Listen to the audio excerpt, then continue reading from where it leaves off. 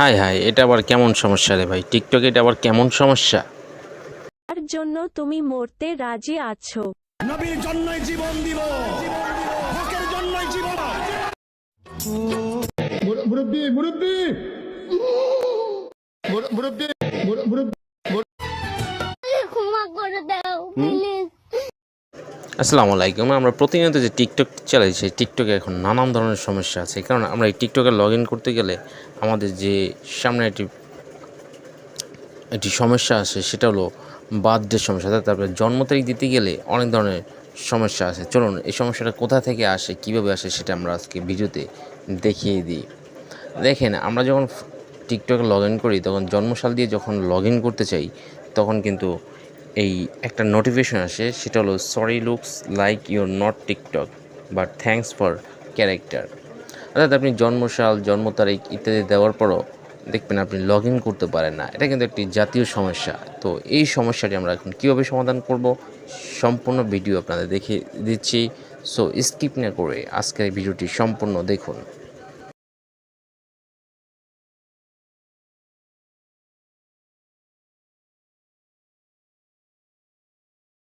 আমরা এই পর্যায়ে প্রথমত আপনার মোবাইল নাম্বার বা ইমেল নাম্বার বা আপনার ফেসবুক আইডি দিয়ে লগ ইন করবেন। লগ ইন করার পর নেক্সটে চলে যাবেন। নেক্সটে চলে গেলে দেখতে পাবেন এখানে আপনার জন্মসালটি চাবে।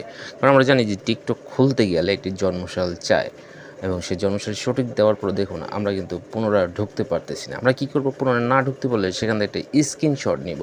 অর্থাৎ আপনার যে লেখাটা আসবে সেই লেখাটার একটি স্ক্রিনশট নিয়ে নেওয়ার পর এটি গ্যালারিতে চলে যাব। তো স্ক্রিনশট নেওয়ার পর আমরা এখান থেকে ব্যাক করে একটু ব্যাক করে সামনে দেখবেন একটা হোয়াট চিহ্ন, অর্থাৎ প্রশ্নবোধক চিহ্ন। সেই প্রশ্নবোধক চিহ্নের উপর আপনি ক্লিক করবেন।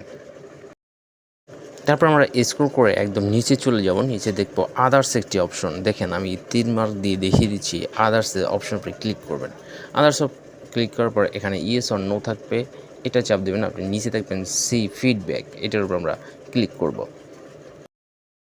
ক্লিক করার পর আমাদের কাছে এরকম একটি ফর্ম আসবে। তো ফর্মে আমরা কি লিখে দেবো সেটা আমার ডিসক্রিপশন বক্সে থাকবে।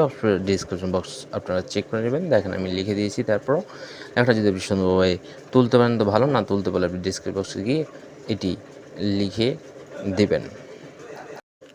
লিখে দেওয়ার পর আপনাকে টিকটক থেকে একটি নোটিফিকেশন দেওয়া হবে যে আপনার কী সমস্যা, অর্থাৎ আপনার যে স্ক্রিনশট আছে সেই স্ক্রিনশটটি এখানে শেয়ার করতে।